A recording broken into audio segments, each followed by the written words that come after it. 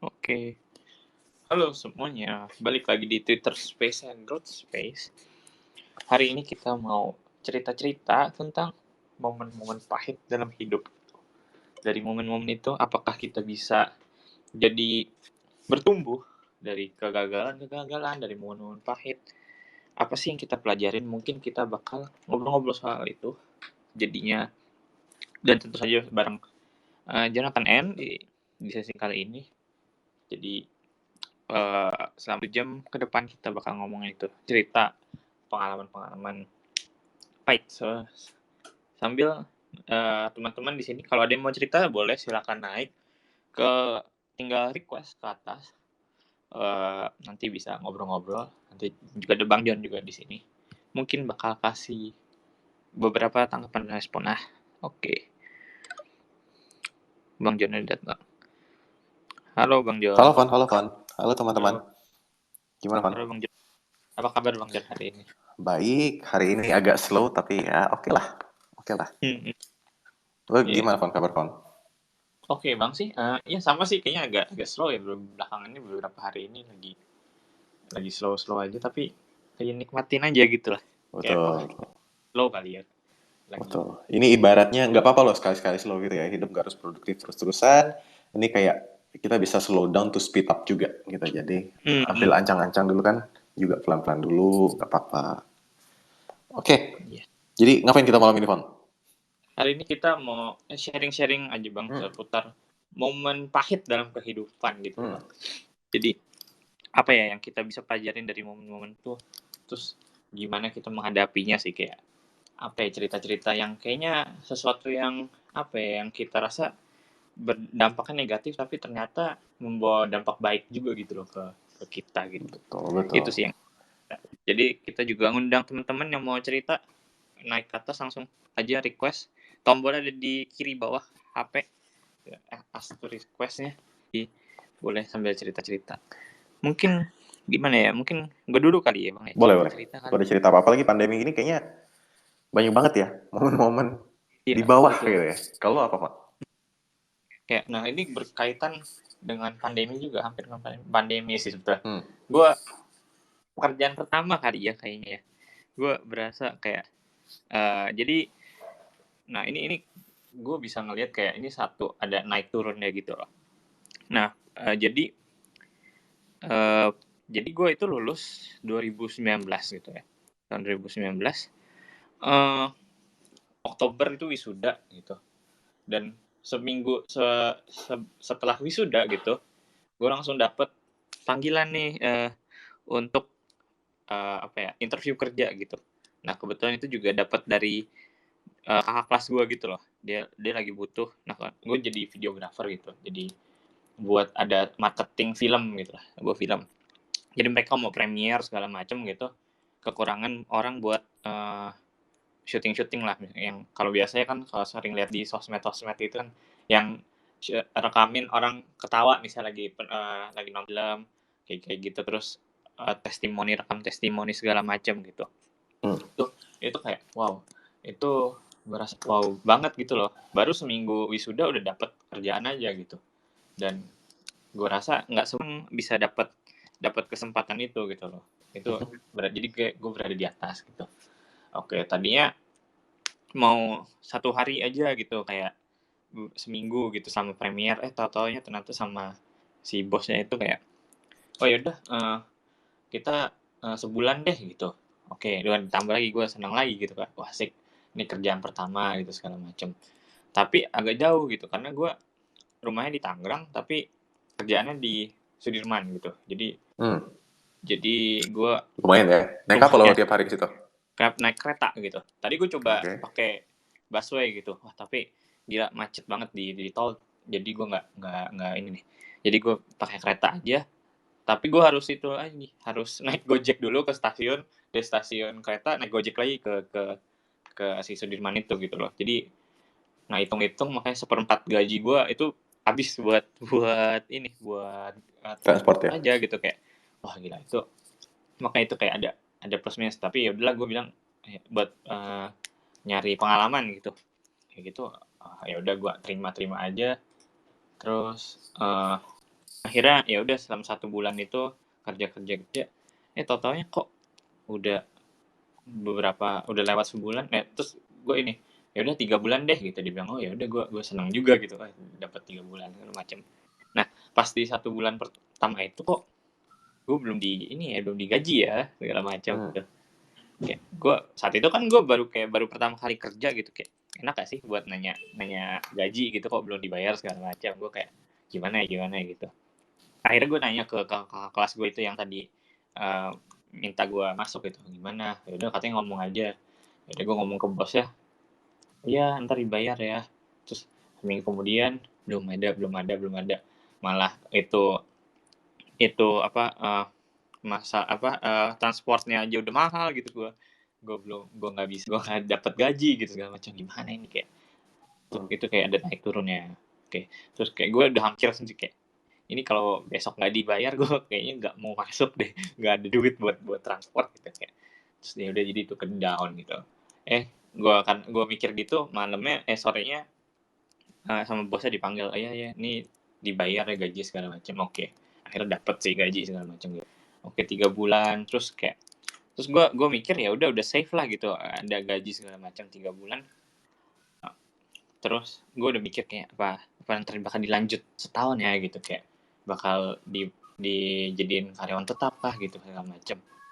Terus kayak akhirnya karena itu Oktober, November kan, Desember dan sampai sampai Januari kan. Nah Desember gue dipanggil sama mereka kayak eh dia bilang sorry ya kayak kita nggak bisa perpanjang panjang kamu gitu. Terus ya inilah perdalam aja skillnya gitu. Nah di situ kayak gue berasa sedih banget, kayak gila, kayak diputusin pacar pertama gitu kan, kayak ini kayak pekerjaan pertama ini, kayak gue udah mikirin jauh-jauh lagi gitu sampai setahun ke depan gue mau ngapain kayak waduh gila, gue kurangnya apa ya, gue salahnya apa segala macem gitu. Dia bilang gue suruh belajar lagi, kayak gue down banget kayak gimana nih gue harus ngapain gitu. Terus akhirnya kayak gue susah buat kayak aduh gue mesti cari kerja di mana segala macam gitu. Ya udahlah, terus kayak itu sama sebulan ke depannya pun juga gue sampai akhir Januari itu sedih banget gitu. Nah itu kan udah mulai Februari ya, terus Maretnya ini pandemi gitu kan, waduh gila, harus gimana segala macam gitu. eh harus terus kayak gue udah gitu eh, makin susah aja dong pandemi dapat kerja segala macam, itu down banget gitu. Terus kayak gue sendiri jadi bingung ya kayak harus gimana gitu segala macam.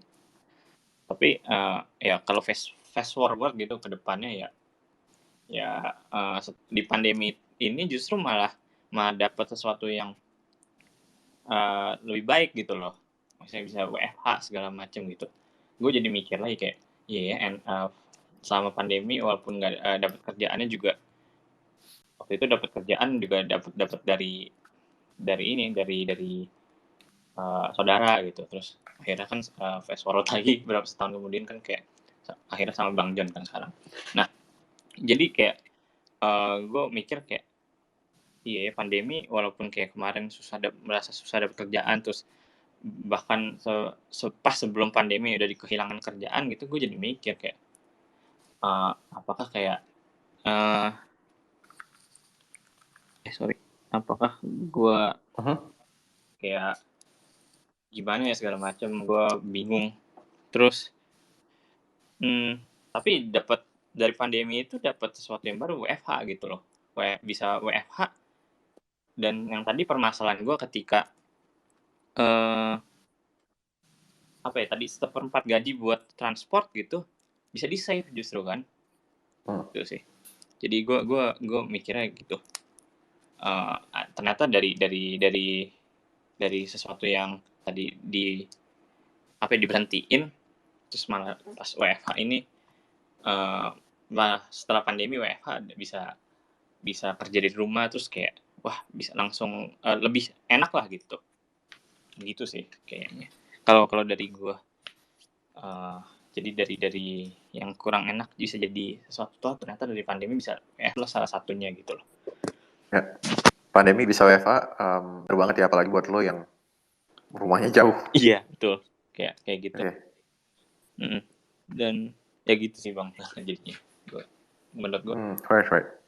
Mm-mm. Oke. Dan di sini juga ada Titi nih, Arianti udah naik juga jadi speaker. Mungkin mau cerita tentang momen pahit dalam hidup gitu nggak, Ti? Oke, kalau aku juga ada nih seputar kerjaan juga ya, Fon. Hampir sama. Jadi, uh, ijazahku itu dinyatakan lulus bulan Mei kemarin, tahun kemarin gitu kan. Lulus kuliah. Nah, habis itu tuh aku minta tolong nih ke kakak gitu, kakak sepupu buat dicariin loker kerja gitu kan. Udahlah, Ya. sama kakak sepupuku dicariin tuh loker kerja. Dicariin loker kerja. Ada nih gitu di Jakarta gitu. Itu di perusahaannya temennya kakakku gitu. Temennya kakakku ini buka lowongan kerja. Buka lowongan kerja bagian administrasi gitu. Nah, aku tinggal ngasih CV ku doang nih. Tinggal ngasih CV sama ijazah yang udah dicetak gitu kan. Ya. Aku wisudanya waktu itu masih bulan Desember, tapi ijazahnya tuh udah jadi gitu loh. Nah, habis itu oke nih, udah siap semuanya, udah apa? Udah disiapin segala macem. Akhirnya aku kan sebagai anak cewek pertama, apa-apa juga mesti izin dulu dong sama orang tua. Aku izin lah ke bapak gitu, tanya, boleh nggak berangkat? Tuh. Habis izin tanya sama bapak nggak dibolehin berangkat waktu itu. Itu bulan Juni Juli, pas tahun lalu kemarin. Sama bapak nggak dibolehin gitu. Aku kesel waktu itu, karena aku mikirnya kan juga sekarang cari kerja susah loh. Ini dapat lowongan dibantu sama kakak gua itu kakak sepupu gua, dibantu tinggal masuk aja nih, tinggal ngasih CV udah gitu, tinggal ngasih CV kerja gitu, tapi sama bapak nggak dibolehin berangkat gitu. Ya udah akhirnya nurut aja. Ternyata bulan Agustus bapak kecelakaan dan itu dirawat di rumah sakit selama 1 bulan karena apa, ibu aku juga kerja, adik aku masih sekolah, posisi yang ibaratnya apa, longgar gitu aku gitu kan, meskipun aku juga freelance, tapi waktunya lebih banyak luang itu aku. Akhirnya ya udah aku yang rawat bapak selama sebulan. Terus tapi Tuhan berkehendak lain, bulan September bapak nggak ada gitu. Di situ kayak, oh mungkin kalau gue berangkat nih, ngotot berangkat nih ya, mungkin gue juga nggak bisa ngerawat bapak untuk terakhir kalinya gitu, nggak bisa ketemu bapak untuk terakhir kalinya. Itu sih. Jadi oh. Terus akhirnya gimana sih sekarang lo bisa dapat kerjaan di luar apa gimana? Lanjut deh. Ini aku masih freelance juga, sama ngelamar-ngelamar nunggu apa panggilan juga. Dan gue kayak is okay, nggak apa-apa gitu, kayak mungkin kalau gue menerima panggilan itu, gue nggak bisa ketemu bapak untuk terakhir kalinya, nggak bisa ngerawat adik gue juga ini baru lulus sekolah juga gitu kan. Ya. Gitu, orang tua gue juga, ibu gue juga sibuk gitu. Siapa lagi yang ibaratnya bisa diandelin gitu sekarang. Nah, jadi pas itu juga lo sendiri gimana pas kayak disuruh bapak kayak jangan pergi gitu? Awalnya kesel, jujur awalnya kesel karena ini tinggal berangkat doang loh. Udah tinggal ngasih berkas doang loh. Tinggal berangkat doang, udah tinggal kerja lah. Itu nggak dibolehin. Kesel sih awalnya. Cuman makin kesini kayak ya juga ya gitu kan. Ada kata kalimat bapak tuh yang terakhir bilang gini, bapak seneng kamu nurut gitu kan. Nurut, bisa ngerawat bapak sekarang gitu. Itu yang jadi kayak aku, oh oke. Kayaknya emang jalannya kayak gini gitu. Hmm, Gitu iya, sih. iya. Ini kalau dari Bang John gimana? Kalau kalau kita dengar ceritanya Titi ini kan kayak tadinya dapat sesuatu gitu, bisa bisa kerja di luar kotanya gitu kan. Hmm, Terus nggak diperbolehin gitu sama iya. papanya. Ada rasa keselnya juga segala macam. Ternyata pas pas ada kedepannya ternyata apa ya? Ternyata bisa ngerawat bapaknya gitu, itu jadi sesuatu hal yang menyenangkan juga sebetulnya buat Titi gitu ya. Betul betul. Jadi, nah ini ya, kadang em, kita itu baru bisa merasakan sesuatu. Oh ternyata itu kejadian ini maksudnya begini gitu ya. Itu mungkin di masa Mm-mm. depan gitu ya. Ibaratnya gini, ibaratnya kan mungkin ada juga kita pernah putus gitu ya, terus patah hati, terus aduh sedih banget apa segala macam gitu.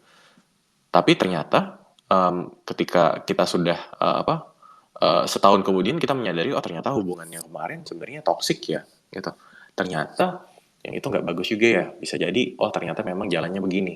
Dan ketika sudah Mm. putus oh ternyata ketemu orang baru yang mungkin lebih cocok. Nah kan kita kan ini ya maksudnya semua kejadian itu sebenarnya netral. Cuma kita yang labeli dengan eh, kita yang memberikan label negatif atau positif gitu. Ya. Kejadian kita labelin negatif kalau misalnya kita melihat oh hal ini merugikan kita nih gitu. Tapi kemudian kejadian itu bisa menjadi berubah positif ketika misalnya halnya menguntungkan kita. Mm. Misalnya, misalnya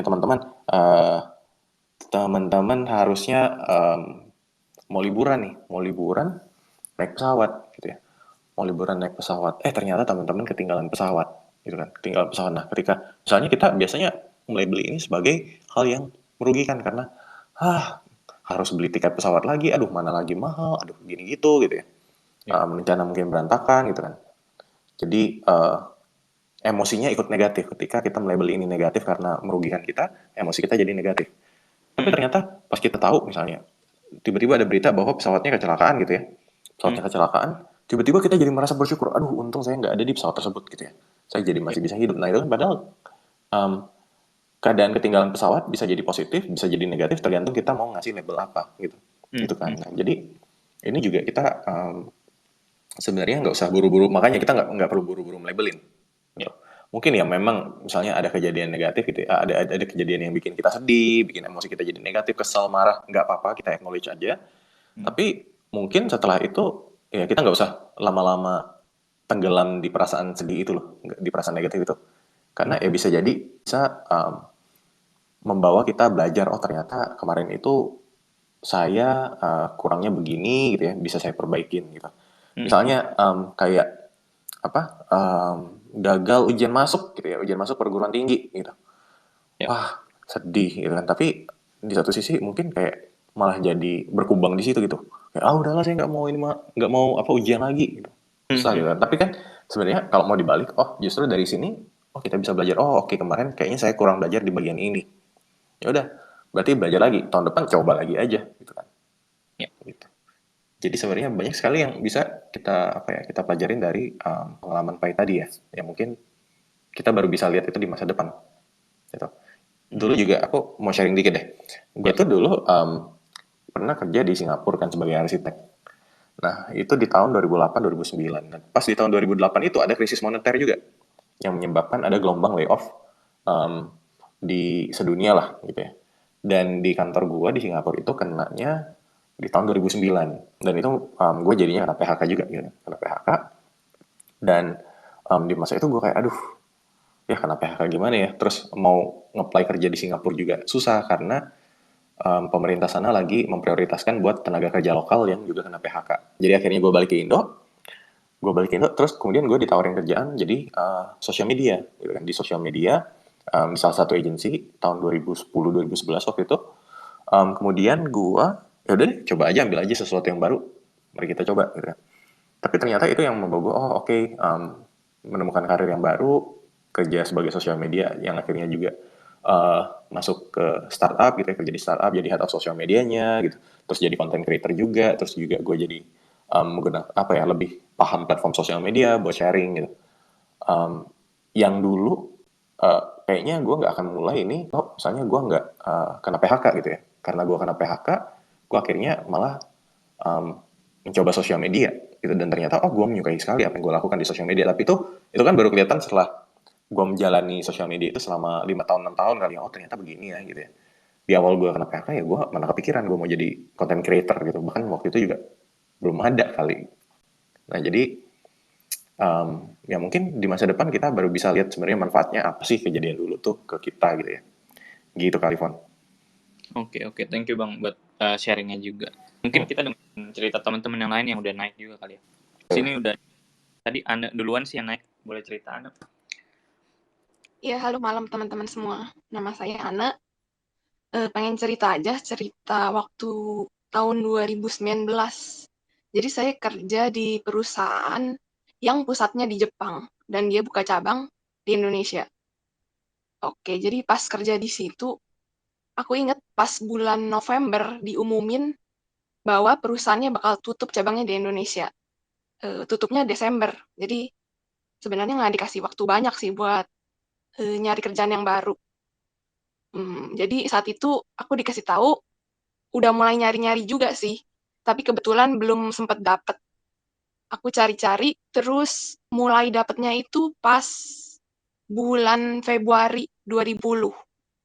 Sorry, interviewnya Januari 2020, tapi masuknya pas Februari 2020.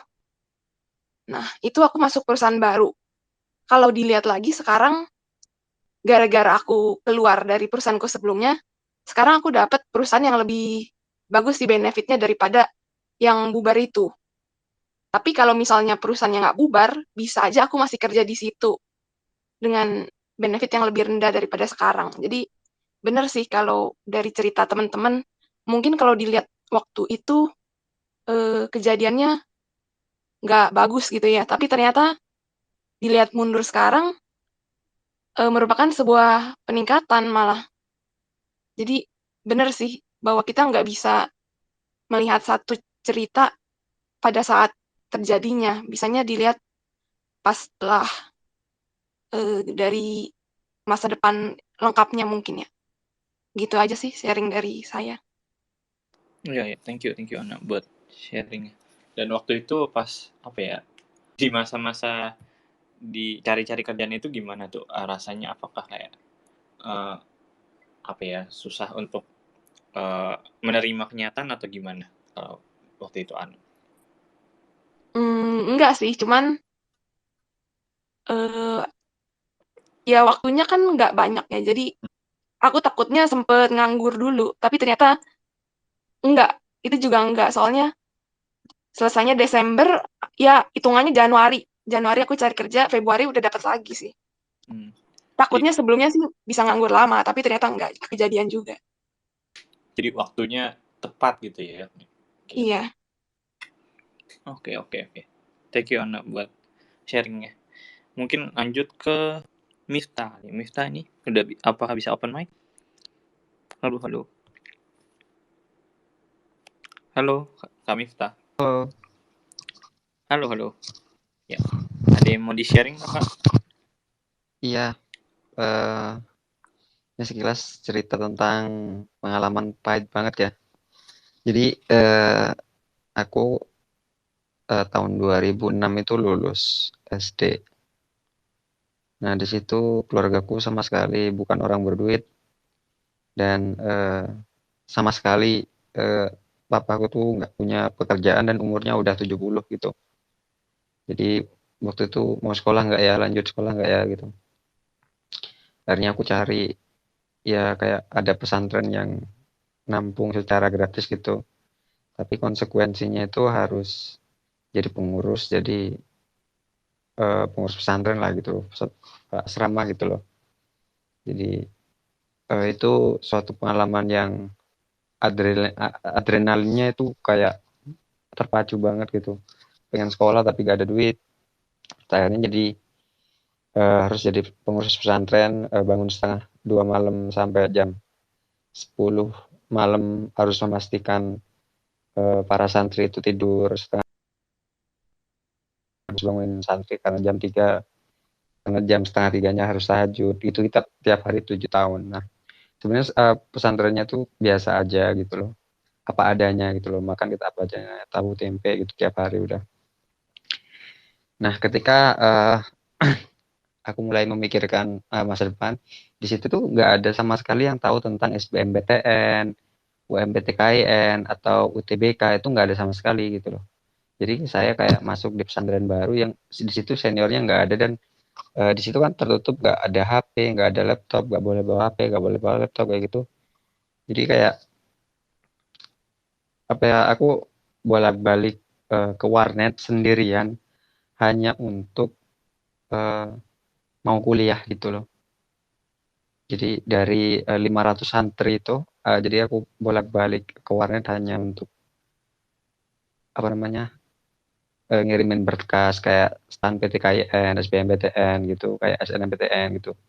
Nah, 2013 itu aku lulus SMA dan mau kuliah ke Jogja. Nah, di situ aku itu tes sampai 8 kali dan nggak lolos. Itu pengalaman yang aku sampai udah nggak mau lagi hidup itulah, kayak karena sekolahnya tuh apa adanya gitu loh. Gurunya mau masuk atau nggak jelas gitu loh. Jadi nilai matematika juga 4 gitu, nggak ada sama sekali, itu memang murni ngerjain sendiri. Matematika 4, terus ya kayak fisika 6 gitu.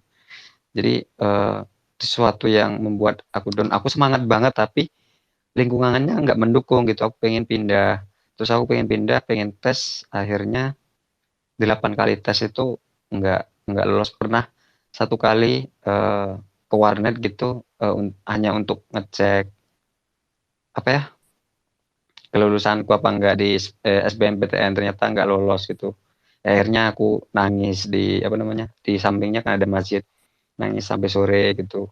Nah, itu sampai 8 kali tes reguler masuk di salah satu kampus di Jogja gitu.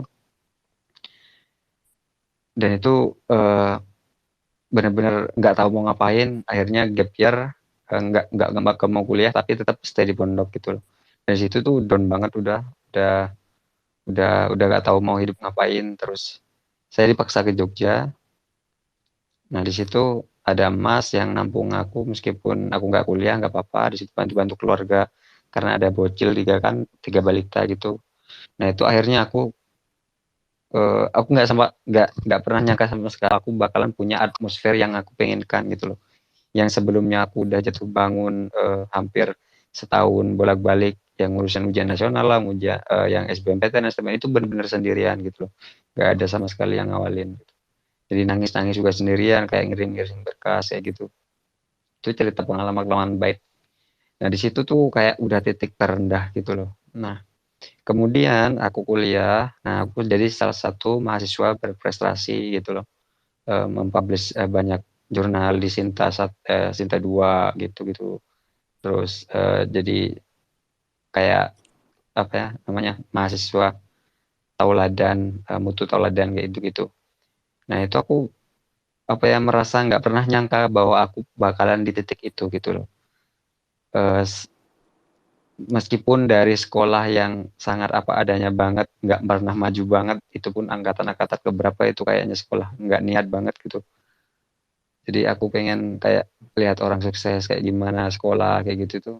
Itu susah banget, akses aja ke internet aja susah, harus ke warnet tuh harus perjalanan beberapa kilo tuh naik taksi tuh gitu loh. Nah, jadi pengalaman pahit itu membawa aku, ya Allah di sini ini enak banget loh. Jadi perjuanganku dari dulu tuh nggak sia-sia, meskipun aku harus nganggur setahun dan tes gagal 8 kali, dari SNMPTN, SBMPTN, UPTKIN, SBMPTN apa.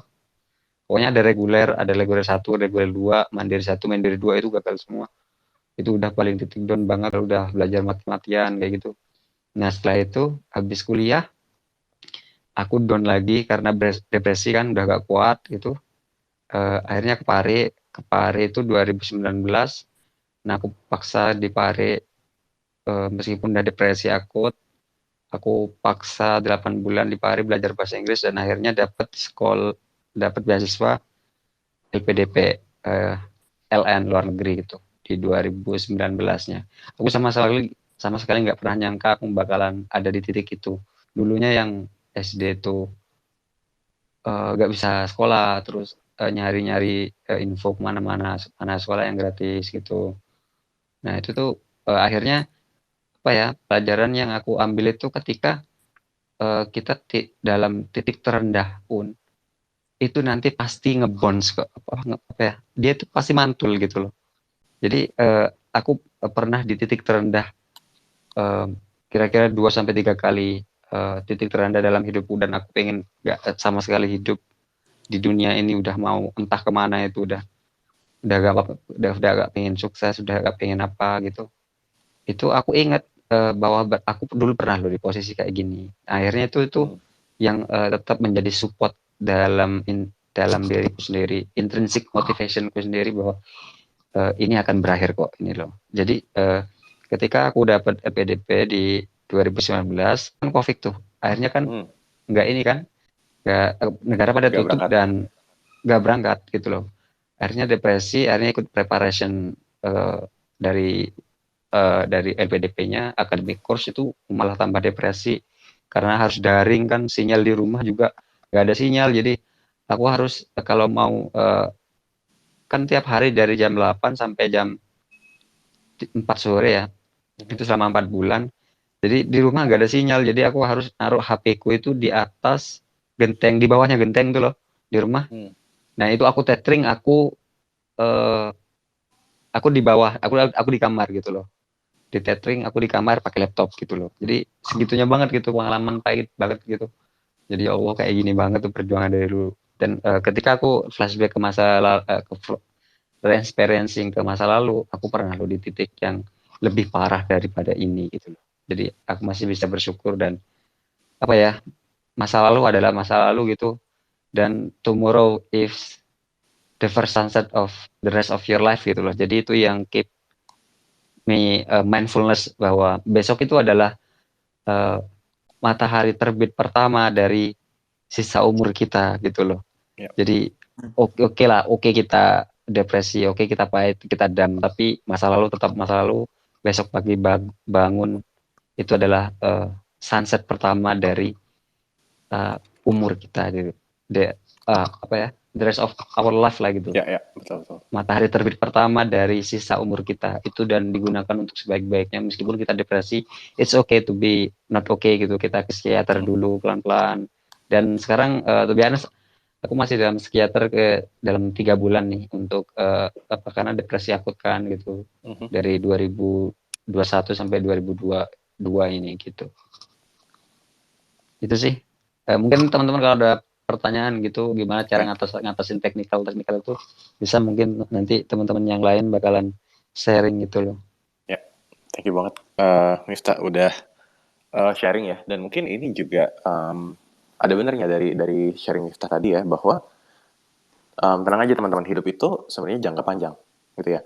Kadang sebenarnya kita terlalu terpaku sama sukses atau gagal kita. Wah, saya kan udah usaha ini, tapi wah kok gagal ya gitu. Sementara orang-orang lain mungkin sukses gitu. Tapi sebenarnya kita nggak sadar bahwa banyak sekali faktor yang tidak bisa kita kendalikan gitu ya. Misalnya pandemi gitu. Pandemi aja kayak siapa yang bisa kendaliin gitu. Oh, gue mau bikin bisnis gitu ya. 2019 bisnis bagus. Oke, buka cabang 10 gitu. Tiba-tiba 2020 pandemi, semua cabangnya tutup, usaha bangkrut. Ya mau gimana? Dan itu kan bukan sesuatu yang bisa kita kendalikan.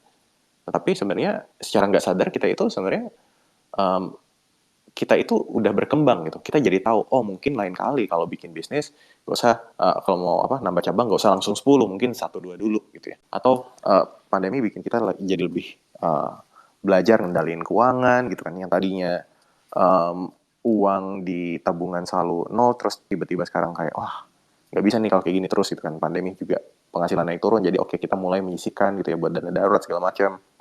Mulai update skill lagi, kita jadi keluar dari zona nyaman lagi gitu. Dan mungkin kalau dari Miftah tadi juga, hidupnya masa mudanya dulu, masa kecilnya itu dipenuhi kesulitan. Tapi sebenarnya tanpa disadarin gitu ya, kesulitan itu yang bikin Miftah juga mungkin jadi lebih tangguh gitu. Ya bukan berarti kayak kita jadi kayak meniadakan emosi negatif ya. Stres, depresi ya tetap perlu ke psikolog lah buat konseling segala macam gitu. Tapi di sisi lain gitu, mungkin Kita bisa dibilang ya lebih tangguh juga dibanding yang lain gitu.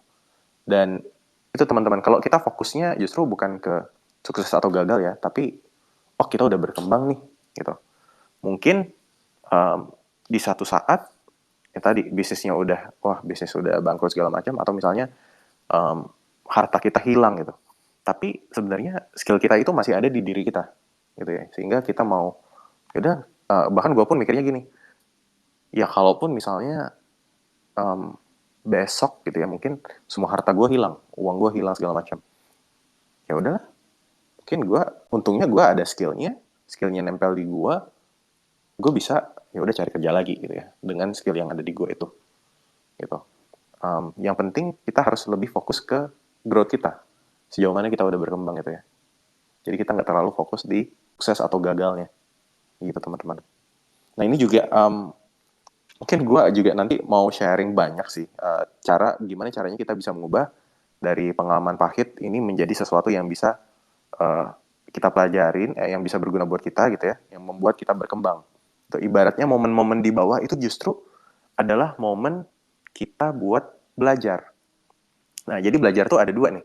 Jadi gue mau ngenalin ada yang namanya Kenso moment sama Satori moment. Nah Kenso moment adalah belajar ketika kita jatuh, di saat kita gagal, di saat kita ada di bawah gitu. Nah jadi ketika misalnya kita di bawah, itu kan kita jadi belajar sesuatu, misalnya putus cinta gitu ya, kita jadi belajar ternyata pacar gua seperti ini, gua nggak suka itu, jadi ternyata karakter orang yang cocok dengan gue itu kurang lebih begini gitu. Ketika misalnya ada pandemi gitu, kita jadi belajar lebih soal gimana caranya kita hidup lebih sehat gitu, biar nggak kena COVID misalnya, atau juga soal mengatur keuangan lebih baik lagi gitu ya, sehingga kita juga nggak perlu deg-degan dengan keuangan naik turun gitu, baik itu potong gaji atau misalnya kita buka bisnisnya juga naik turun gitu. Nah ini jadi ketika di bawah itu kita belajar, dan ketika kita belajar ya nanti tinggal tunggu momennya aja kita akan balik ke atas gitu teman-teman. Ibaratnya kalau nge-gym gitu ya, digeber gitu ya, badan akan sakit, capek, otot pegel semua, naik turun tangga habis nge-gym mungkin gemeteran, tapi besoknya ototnya akan jadi lebih kuat. Otot jadi lebih kuat, bisa mengangkat beban yang lebih berat gitu. Nah itu adalah Kenso moment. Satori moment adalah pembelajaran yang kita dapatkan dari insight ketika kita sedang di atas. Ketika sedang di atas maksudnya apa ya? Ketika kita tidak jatuh ya, misalnya kita lagi ngobrol sama teman terus tiba-tiba dapat insight baru gitu. Kita lagi ikut kelas, ikut webinar, dapat insight baru, insight yang bakal mengubah hidup kita gitu. Nah jadi dengan adanya Kenso dan Satori moment ini, setiap momen itu bisa jadi momen pembelajaran. Dan ketika kita berkembang, hidup kita juga jadi berkembang. Nah bayangin teman-teman, kalau misalnya ketika teman-teman merasa di bawah aja ya, yang Kenso moment tadi, di bawah aja ketika kita gagal aja sebenarnya kita bisa belajar gitu. Ibaratnya ini kalau gue main game nih, ketika gue main video game gitu ya, gue lawan bos besar gitu, kalah, gimana ya caranya biar menang? Ternyata senjata gue kurang bagus, gue keluyuran dulu, gue cari senjata yang lebih bagus. Gue lawan lagi, gue dapet senjata lebih bagus, gue lawan lagi, masih kalah. Gimana ya caranya gue bisa menang gitu. Ternyata skill gue masih kurang, naikin experience, skillnya nambah, senjata bagus, lawan lagi, masih kalah. Ada yang salah nih, berarti strateginya kurang, bikin strategi bagus.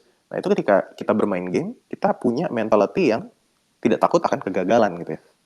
Kita jadi lebih menikmati permainannya gitu ya, lebih menikmati pembelajarannya gitu. Nah ini coba kita terapin juga ke keseharian kita. Dan ini powerful banget loh teman-teman. Jadi ketika teman-teman tahu, ketika gagal aja, kita bisa belajar untuk kita nanti come out stronger ya, come out better. Kita jadi nggak akan takut sama kegagalan. Nah kalau kita nggak takut sama kegagalan, kita jadi berani melangkah. Kan banyak banget sekarang orang yang takut melangkah karena takut gagal. Gitu ya. Ibaratnya mau ngedeketin gebetan gitu, takut mau nembak nanti ditolak. Ya udah nggak tembak aja gitu kan. Kalaupun ditolak ya udah gitu kan. Tapi kan nggak ada salahnya kita mencoba gitu ya, berusaha semaksimal mungkin, tapi hasilnya sukses atau gagal mungkin nggak usah terlalu dipikirin. Kalaupun misalnya gagal, oh kita jadi udah lebih mengerti cara ngedeketin orang lebih baik. Oh ternyata cara ngedeketin seperti ini mungkin dia nggak suka. Gitu. Oh, oke. Gitu. Nah seperti itu kan kita juga bisa belajar. Gitu. Nah ini akan gue bahas lebih dalam di webinar di hari Sabtu ini tentang growing through pain. Bagaimana dari rasa sakit dan gagal itu juga kita bisa belajar dan berkembang. Sehingga kedepannya kita nggak takut gagal. Gitu, Fon. Gimana, Fon? Mau ngomong Ya. apa tadi, Fon?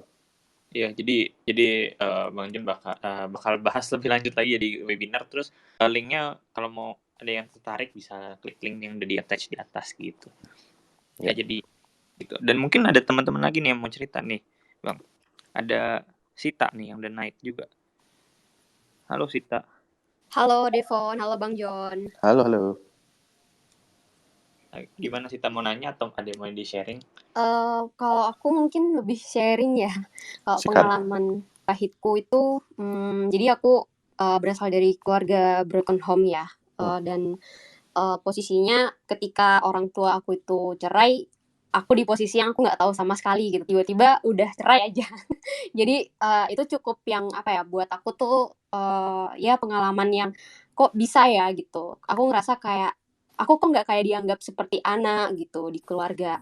Dan sampai aku mikir kayak kenapa sih gitu kan? Apakah aku memang belum dianggap sebagai apa ya, seorang anak yang udah cukup memahami kondisi itu gitu. Tetapi kadang mereka juga pengen bilang ke aku tuh, Sita kamu harus dewasa gitu. Tapi di sisi lain masalah seperti itu mereka masih menganggap aku tuh anak-anak. Jadi di posisi ini yang bikin aku tuh ngerasa kayak terus aku harus kayak gimana gitu.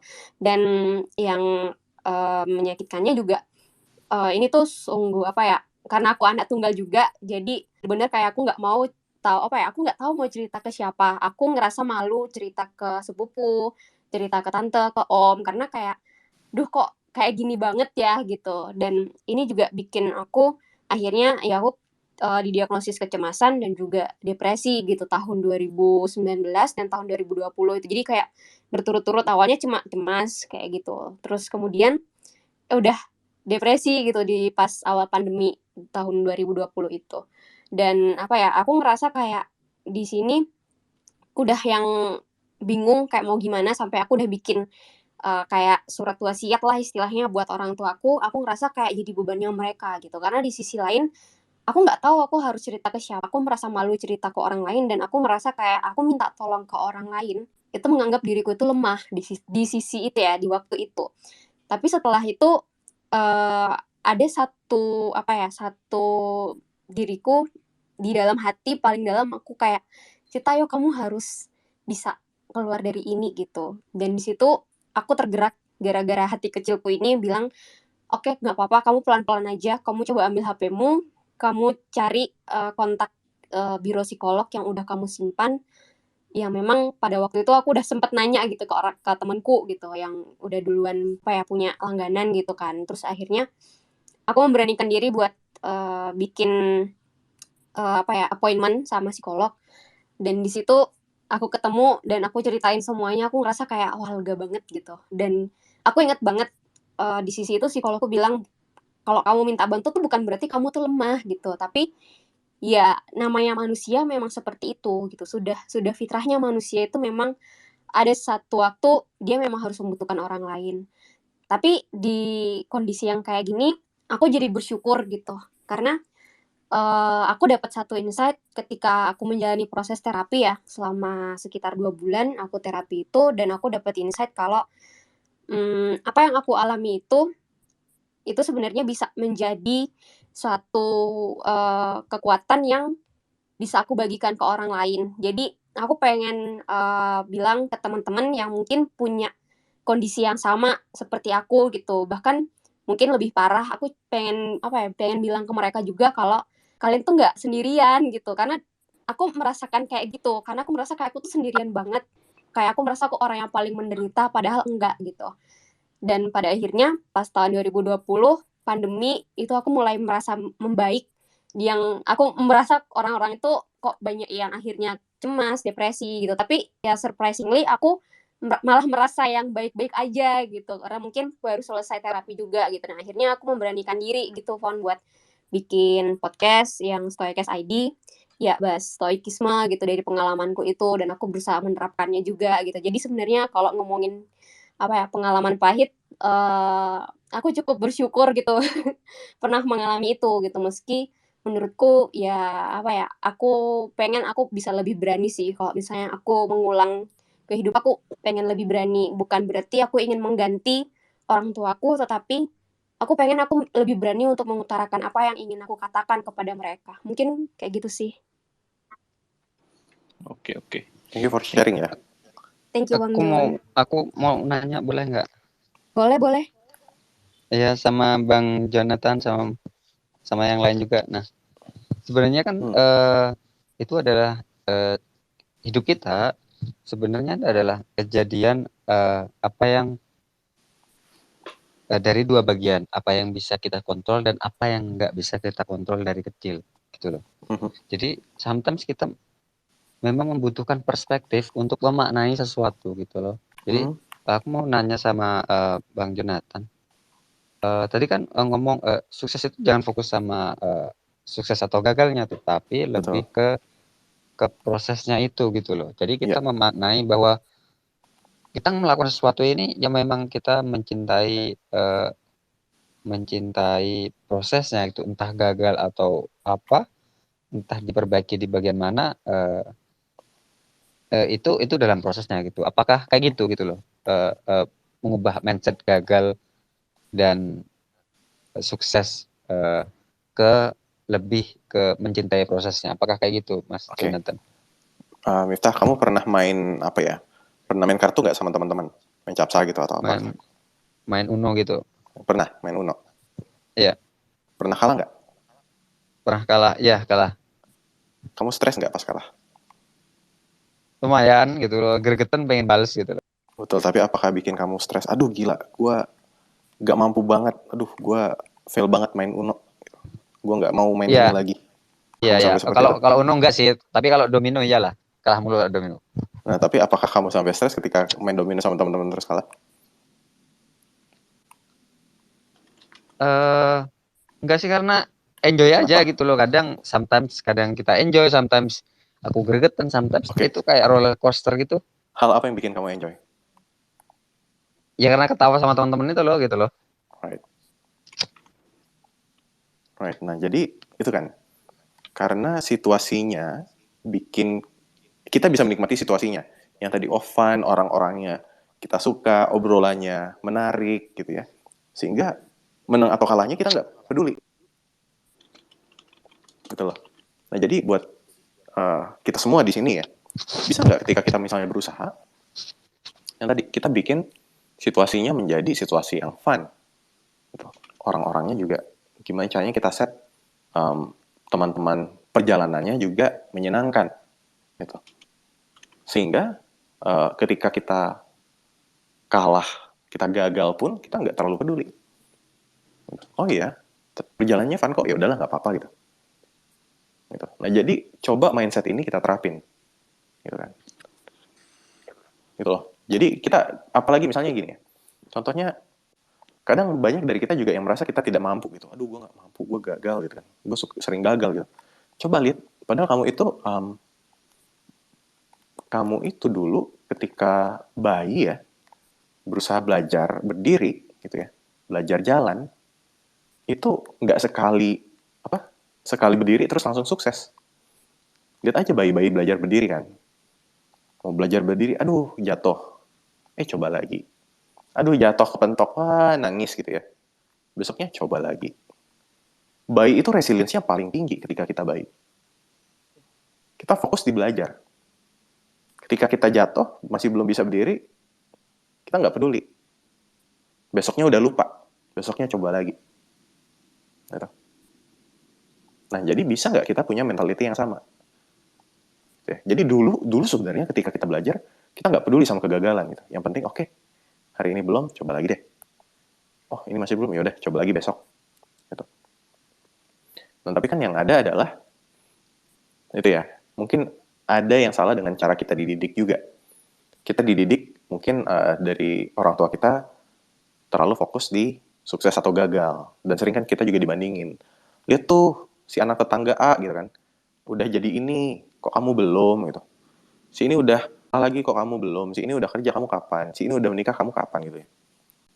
Gitu. Seakan-akan ya kita jadi ada patokan buat kita sukses, ada patokan buat kita gagal. Sehingga secara nggak langsung mindset kita juga jadi terbawa.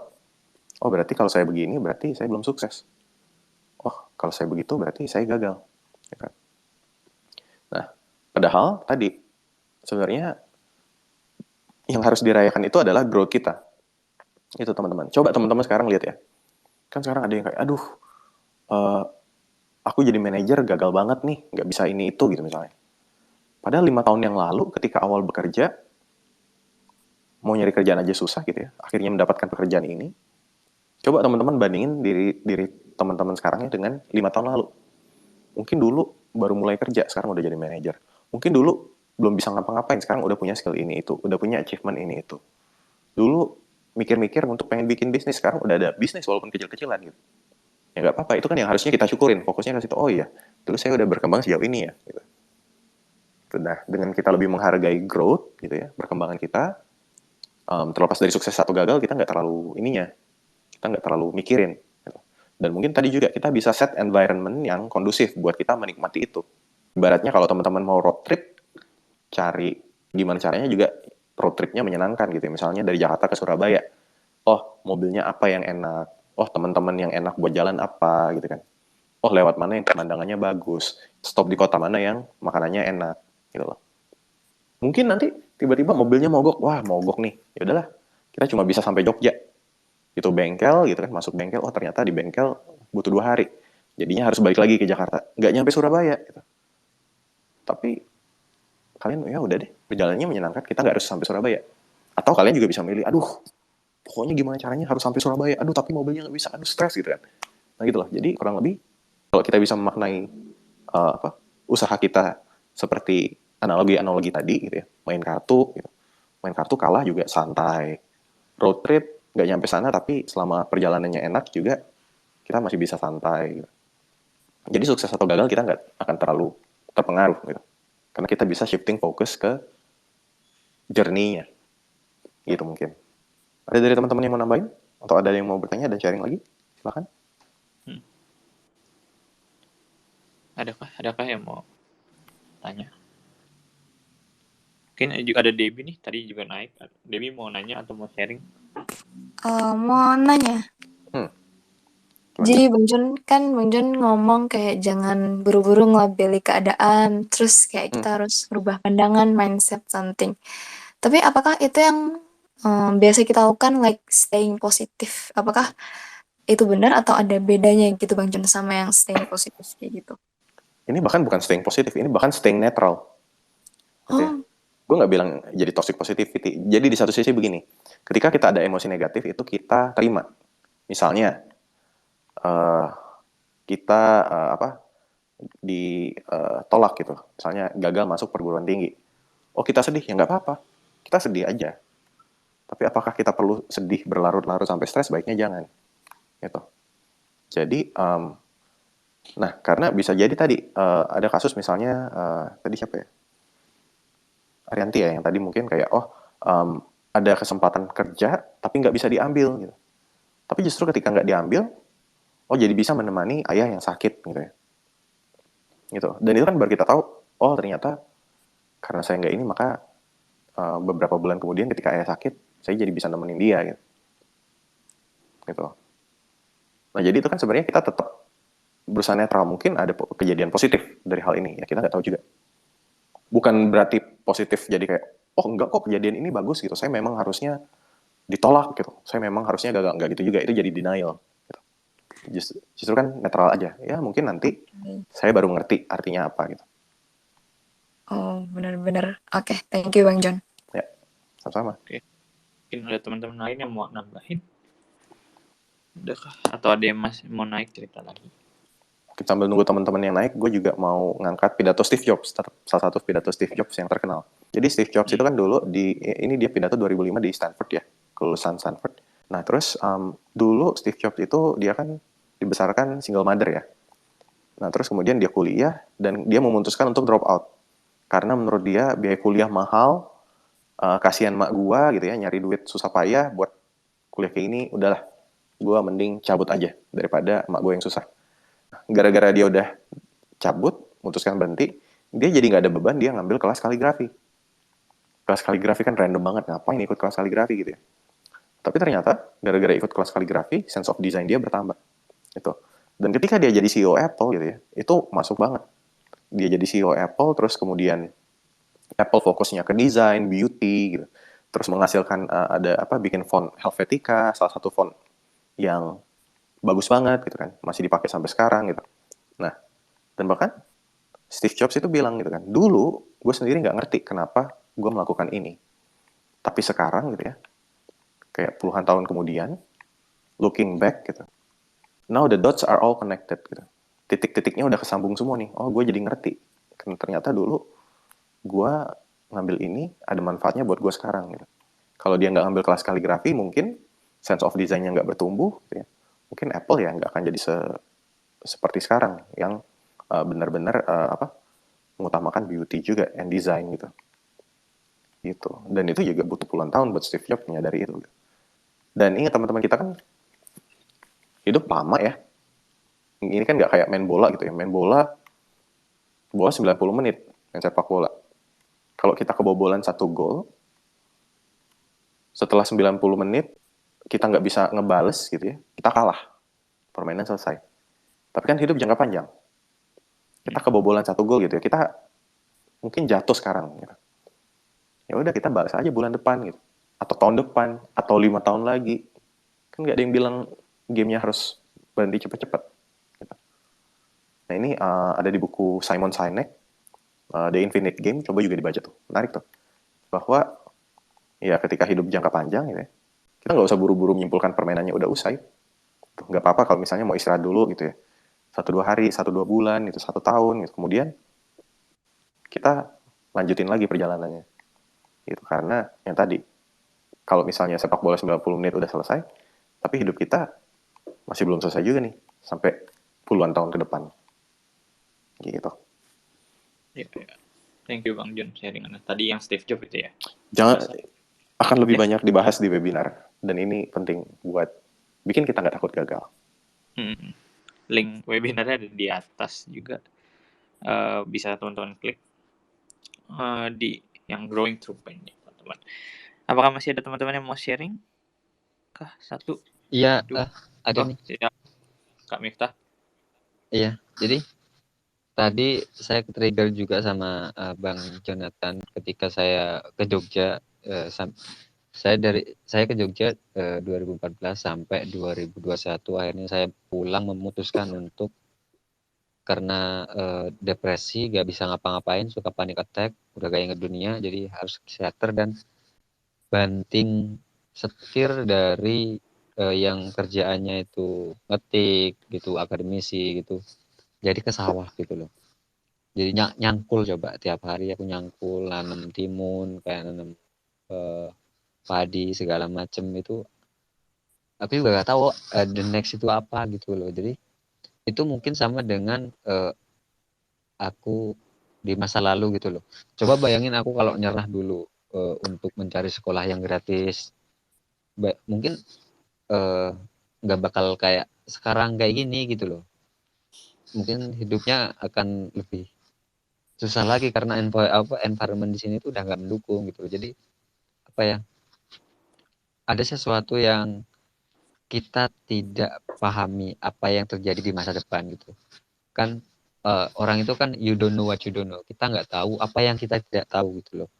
Jadi anak kecil itu kalau dia tidak tahu konsep kuning, dia tidak akan pernah bisa ngomong warna kuning, mendeteksi warna kuning atau apa kalau dia tidak pernah tahu tentang kuning itu apa. Jadi dia nggak tahu realitas kuning itu kayak apa gitu aja. Jadi itu sih yang men-trigger aku. Terus saya dapat insight juga tadi dari Mas Jonathan, terima kasih. Jadi dulu saya resilience banget tanpa memikirkan gagal bangkit atau sukses gagal lah gitu loh. paradigmanya sukses gagal gitu, itu sampai kira-kira sebelum ke Jogja.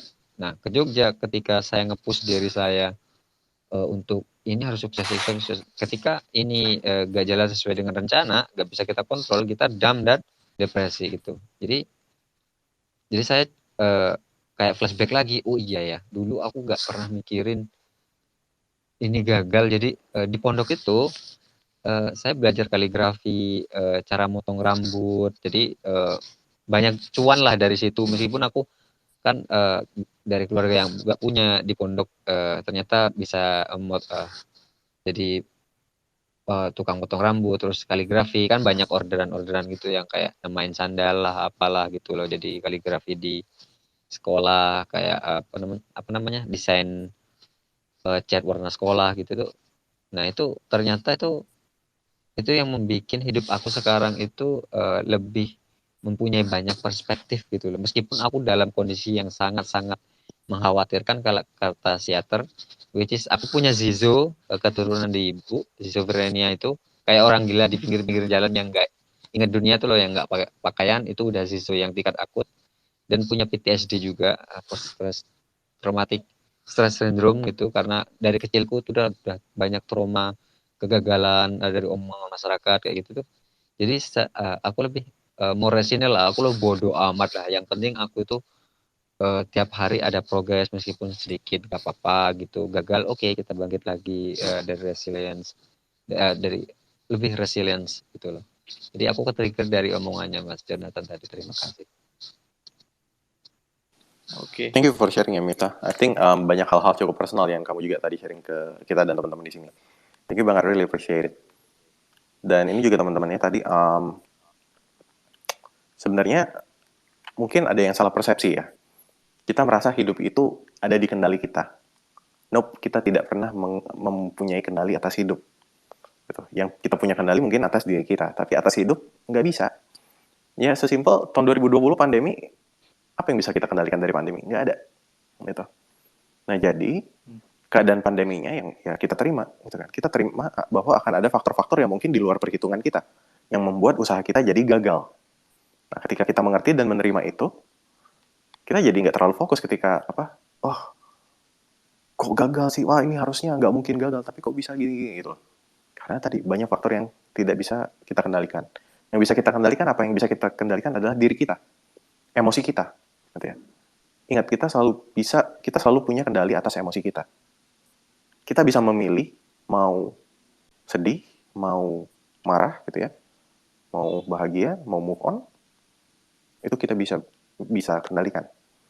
Itu kan kadang juga ada orang yang misalnya putus cinta gitu ya, terus kayak jadi nggak mau makan, terus akhirnya jadi sakit gitu.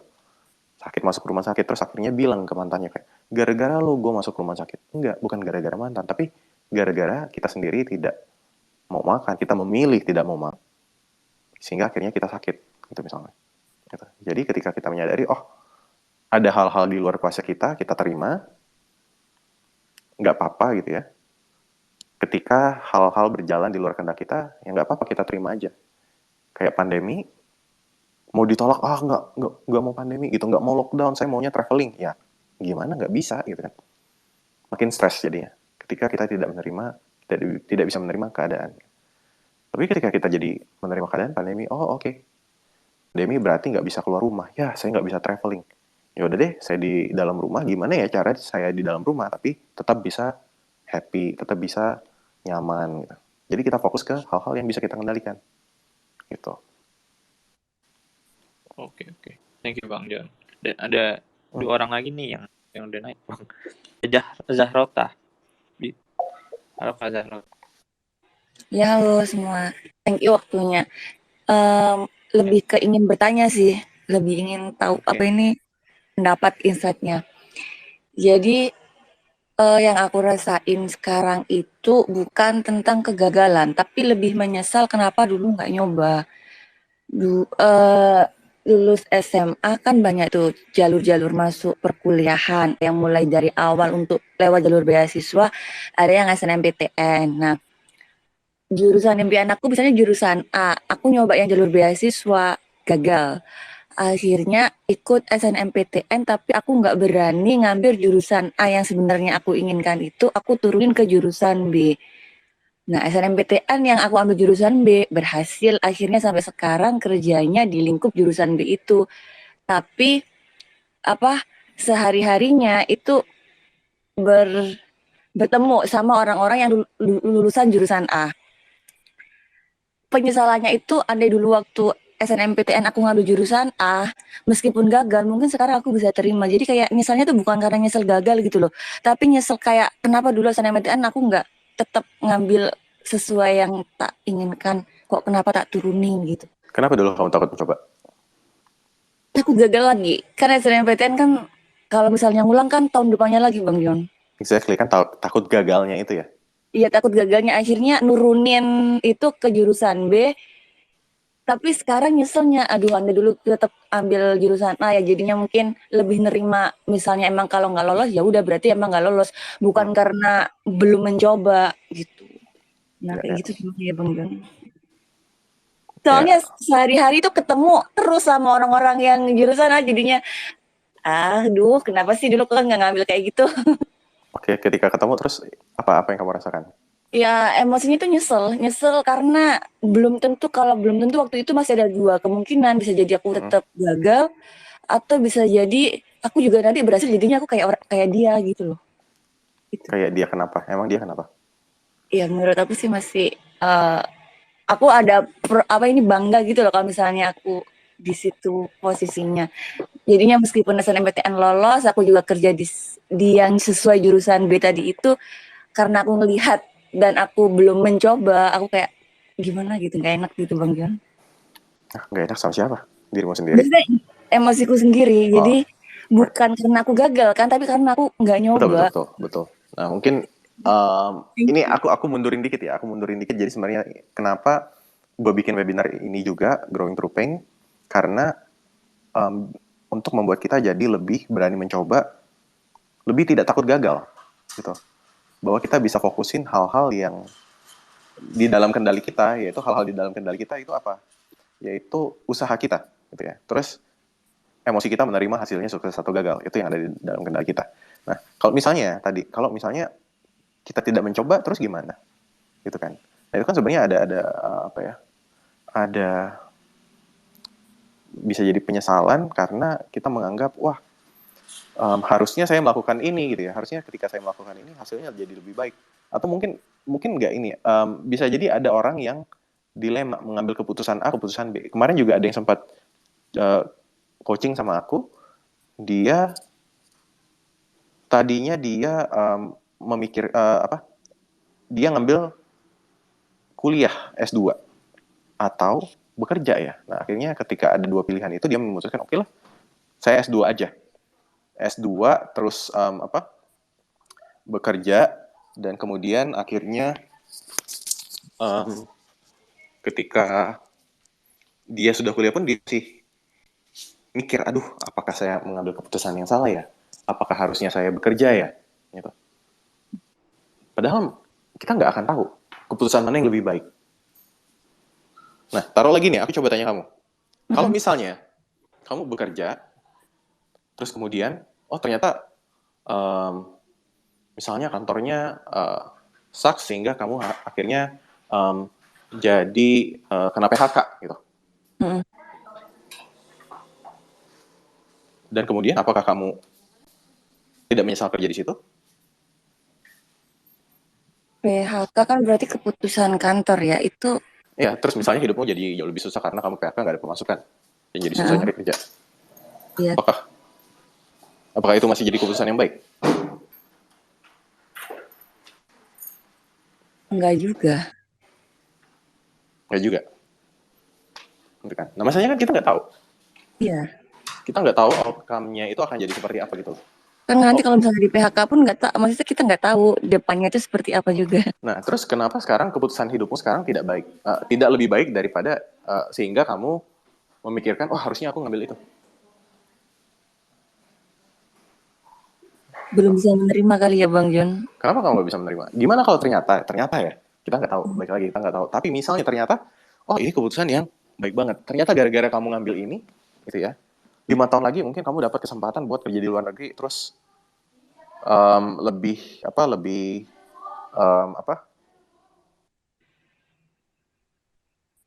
kemudian kamu jadi lebih bisa ya hidupnya jadi lebih happy gitu ya, dan segala macam. Belum menemukan titik itunya. Betul, maksudnya kan kita nggak tahu. Iya. Itu kejadian berapa lama? Kejadian ya ngambil SNMPTN sekitar 10 tahun yang lalu udah Bang. Iya, dan kamu masih akan hidup berapa tahun lagi? Ya kalau misalnya umur panjang ya masih panjang. Kan 40 tahun lagi bisa? Bisa. Ya udah 10 tahun itu cuma 1/4 loh dari 40 tahun kan. Kamu masih hidup lama gitu loh. Jadi gitu loh, justru dengan kita sebenarnya menerima, ya udah kita udah menjalani ini, ya udah jalanin aja. Gitu kan. Tapi ibaratnya gini, kamu dilematis antara ngambil di persimpangan jalan antara belok kiri atau belok kanan. Kamu akhirnya belok kiri, gitu ya. Sebenarnya di belok kiri, kamu mikir terus, aduh, apakah aku harusnya belok kanan ya? Kenapa aku tadi nggak belok kanan ya?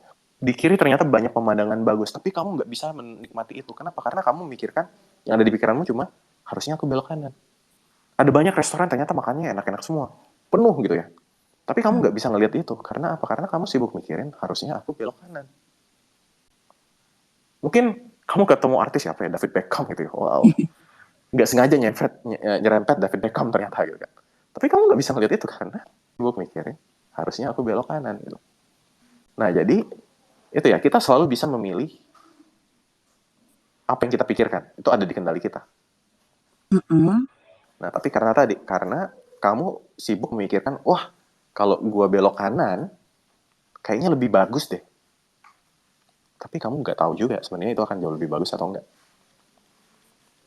Ibaratnya gini, kalau makanan, gitu ya, gimana cara kita tahu makanan sushi atau pizza itu lebih enak yang mana?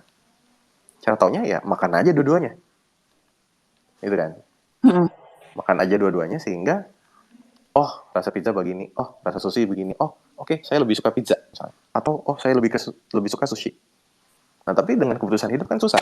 Kita tidak bisa mengambil dua keputusan hidup bersamaan, menjalani dua-duanya. Kita cuma bisa jalani salah satu. Gitu. Mungkin sekarang, misalnya ya, kalau usia masih cukup gitu ya, mungkin sekarang kamu mau SNMPTN lagi, ngambil jurusan itu. Mungkin bisa, tapi kan kondisinya udah berbeda. Mungkin ketika misalnya, gitu ya, atau misalnya kuliah swasta lah gitu. Bisa-bisa aja kalau mau. Kalau memang kamu kepikiran banget ya, silakan gitu. Gitu. Tapi kan situasinya berbeda. Ini pertanyaannya menjadi sekarang, apakah sekarang aku lebih baik mengambil kuliah ini di usia segini, atau aku menjalani pekerjaanku yang sekarang ya?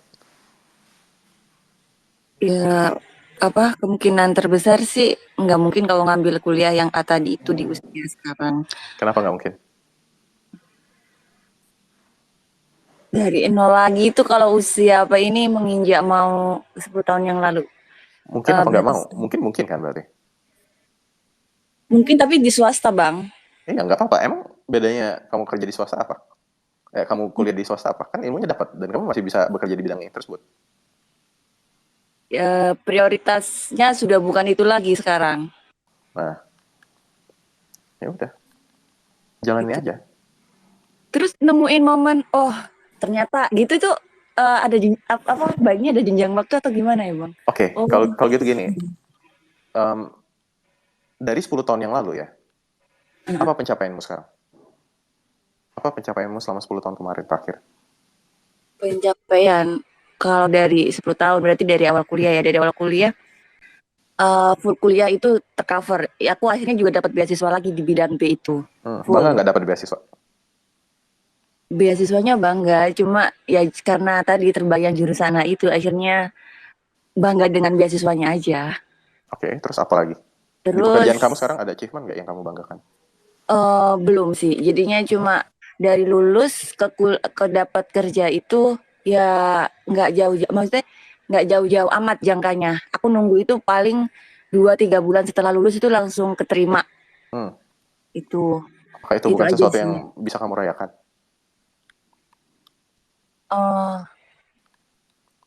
Biasa aja Bang. Kalau gitu 10 tahun kemarin dari hidupmu yang lain nggak ada pencapaian apapun yang kamu banggakan? Atau apa yang kamu bahagia dari hidupmu sekarang? Itu sih. Jadi tapi aku ngerasa waktuku lebih banyak untuk mengeksplor karena aku nggak terlalu suka ya. Maksudnya nggak terlalu pro gitu yang terlalu ngegetoli ini ibaratnya aku meskipun pakai mata terdiam gitu aku bisa ngerjain gitu loh Bang ya Bang. Bisa Bang. Tapi akhirnya aku itu mengeksplor bidang-bidang lain. Aku mencoba cari-cari ya di luar bidang aku.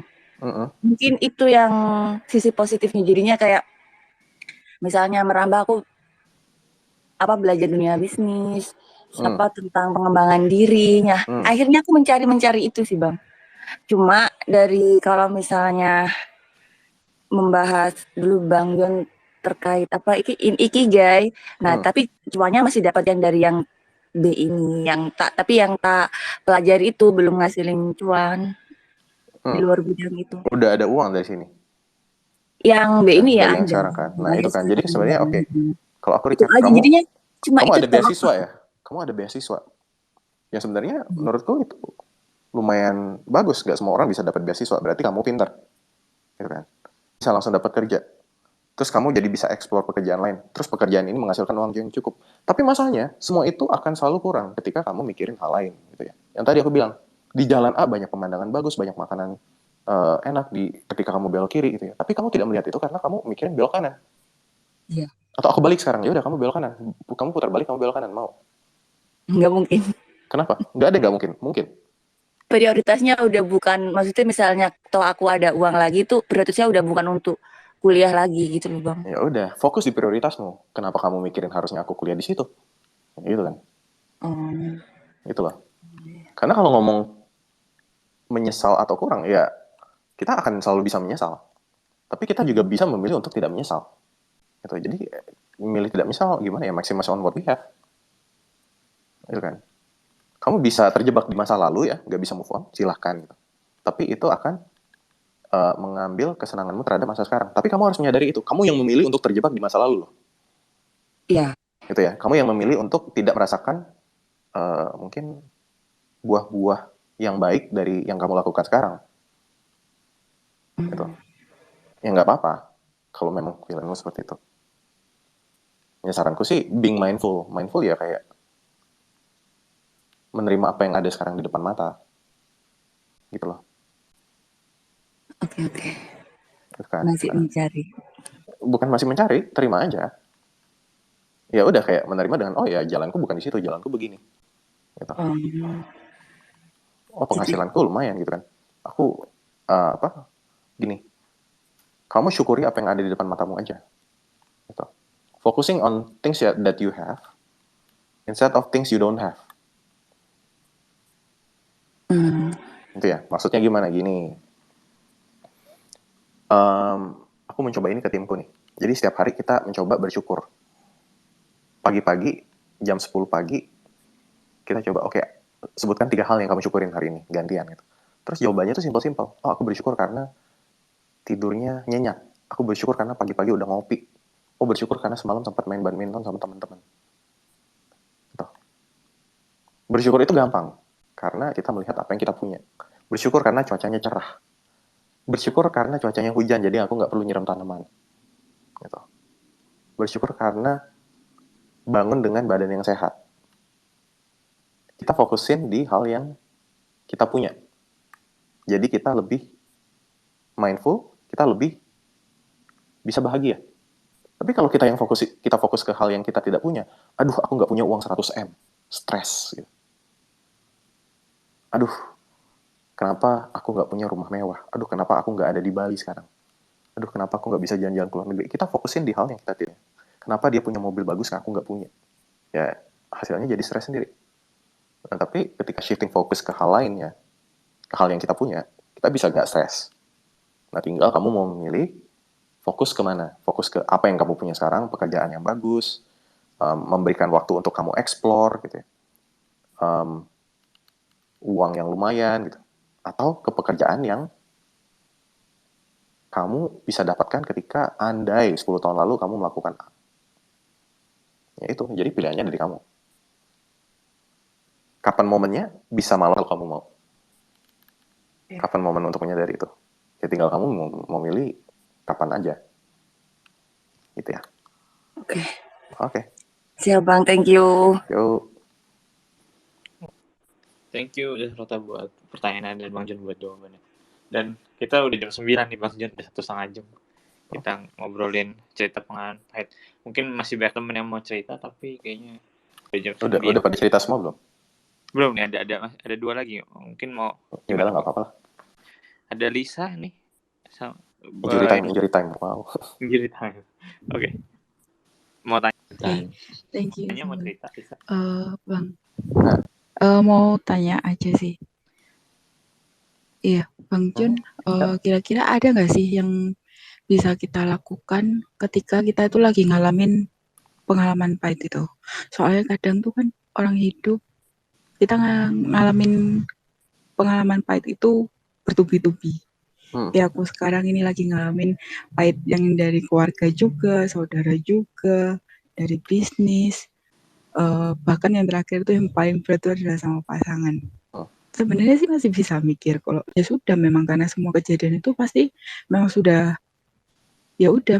seharusnya kejadian seperti ini. Cuman ketika aku harus menerima bahwa memang ini fasenya untuk aku ngejalan ini semua, itu tuh kadang masih ada perasaan untuk semacam nggak terima gitu loh. Nggak terima kenapa? Ya, kenapa kok kejadiannya sekarang? Kenapa harus nerima ini semua dalam waktu yang hampir bersamaan? Ketika aku masih belum bisa berdamai dengan masa lalu, di masa sekarang tuh masih ketambahan masalah banyak banget. Kan kadang juga ada istilah kayak akan ada pelangi setelah badai. Cuman kadang kepikiran kayak kenapa badainya sampai sebegininya, sampai semenyeramkan ini. Bahkan kadang tuh kayak pengennya tuh udahlah, jangankan kita dapatkan pelangi, pengennya cuman badainya dilaluin aja lah, udah cukup gitu loh. Betul. Oke, nah jadi mungkin kalau analoginya badai ya mungkin sekarang kita slow down dulu. Kita cari tempat berteduh dulu lah. Ibaratnya kan lagi badai, jangan dihajar terus kan. Pengen cepet-cepet lewat nih, tapi jadinya malah makin susah. Ya mungkin ada baiknya, ada momen-momen di mana kita neduh aja dulu gitu ya. Kita slow down, kita ambil waktu untuk berproses gitu. Sehingga kita bisa come out stronger lah. Nah, jadi ada emosi negatif, ada sedih, ada marah, dimaknai.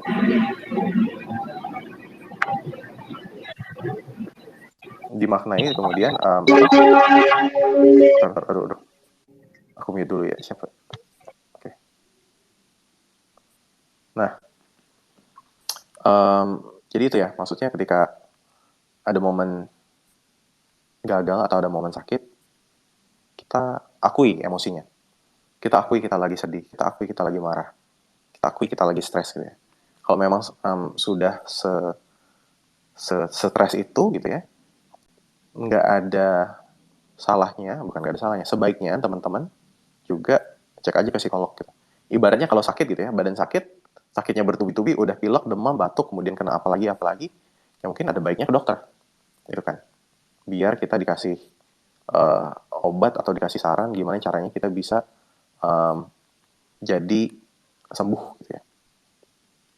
Nah, kemudian tentukan waktu untuk kamu berduka gitu ya. Ambil waktu buat berduka, nggak apa-apa. Di beberapa orang waktu berduka ini beda-beda ya. Mungkin ada yang bisa move on waktu 1 minggu, mungkin ada yang bisa move on dalam waktu 1 bulan, mungkin ada yang baru 1 tahun baru bisa move on, beda-beda. Nah, yang penting adalah kita pelan-pelan mulai harus bisa menerima kenyataan, karena sebenarnya stres itu datang ketika kita menolak kenyataan. Misalnya gimana? Misalnya, saya stres karena mantan saya udah jadian sama cewek lain gitu ya, atau cowok lain gitu. Nah, ketika kita tidak bisa menerima kenyataan bahwa kita putus, atau kita berharap mantan kita yang suffering gitu, kita yang happy gitu, tapi kenyataan tidak sebaliknya, kita tidak menerima kenyataan, kita jadi stres. Pandemi gitu, bikin lockdown, harusnya saya traveling ke Bali, tapi saya nggak bisa traveling ke Bali gara-gara pandemi. Tidak bisa menerima kenyataan itu, jadinya stres gitu.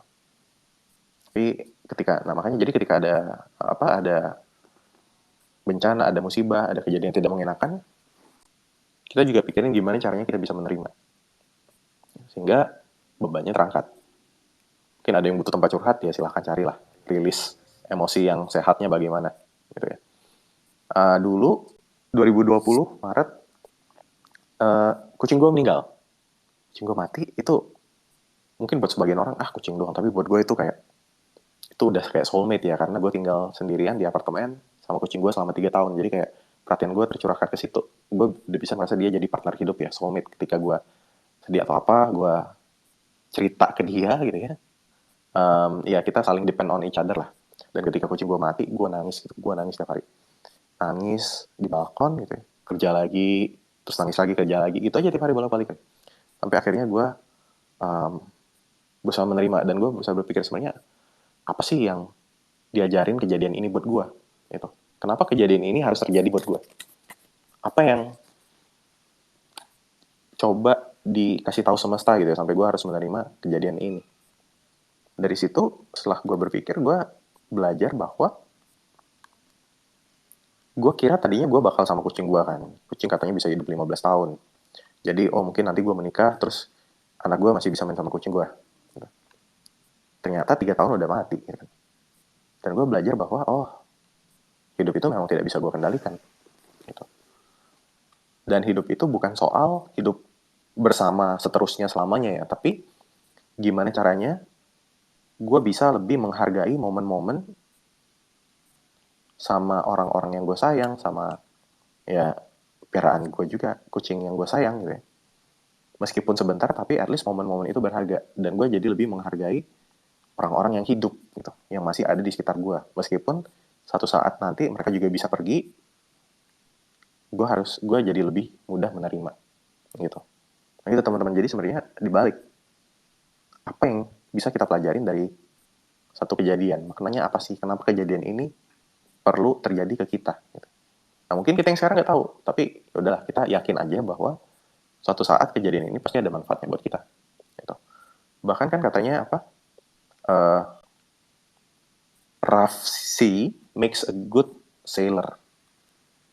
Laut yang badai gitu ya, laut yang ganas itu menghasilkan pelaut yang jago. Nah, jadi kita pikirin itu aja. Jadi mungkin ini dikasih ke kita buat nanti ada beban yang jauh lebih berat gitu. Tapi nanti aja dipikirin, gak usah pikirin sekarang. Yang penting sekarang kita pikirin, oke ya udah gimana caranya we can survive gitu ya. Mau itu curhat ke teman, mau itu ke psikolog gitu. Gimana caranya kita bisa menerima lebih baik gitu.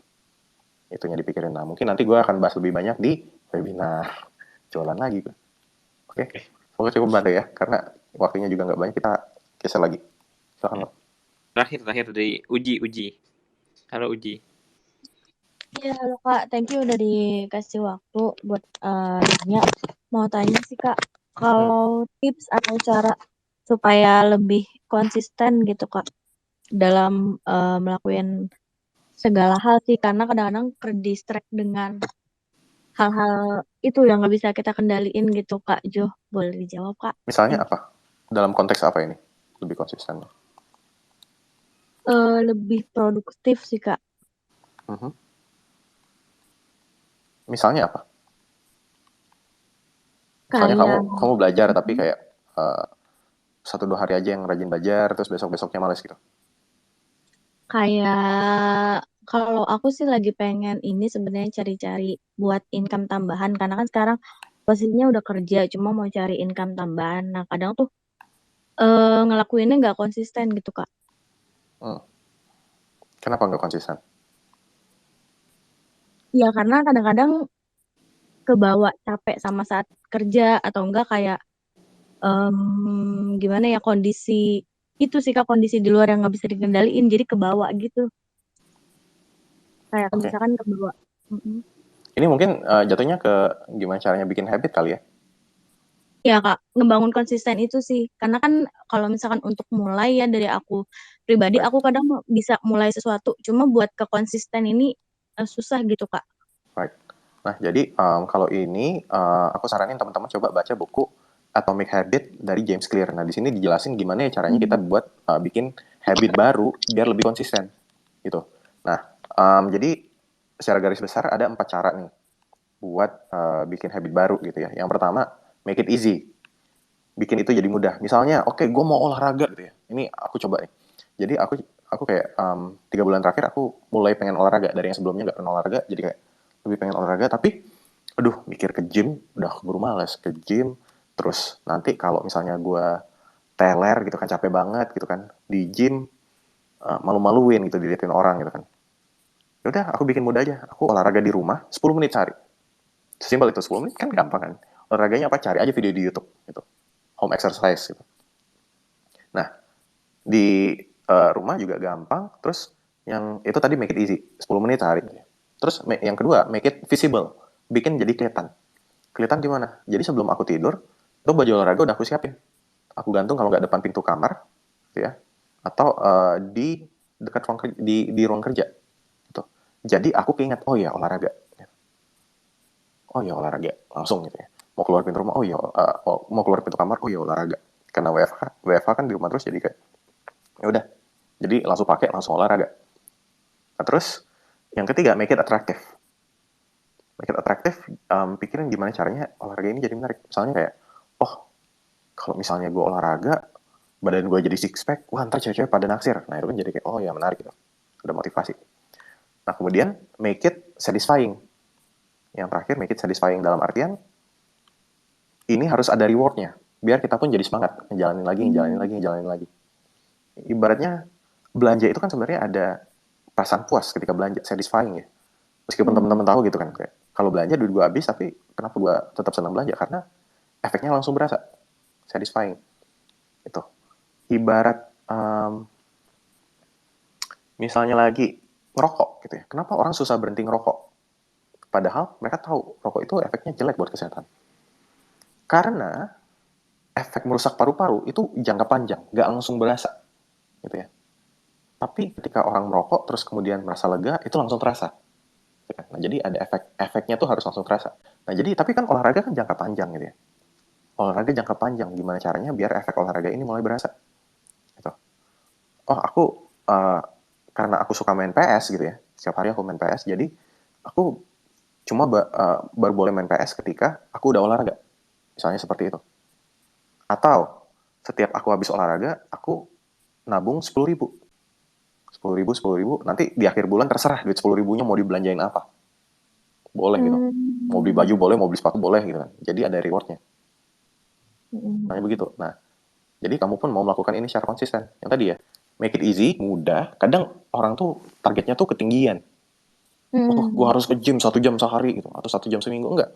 Kamu cuma butuh sering gitu ya. Jadi kalau bikin habit baru itu soal frekuensi, soal kuantitas.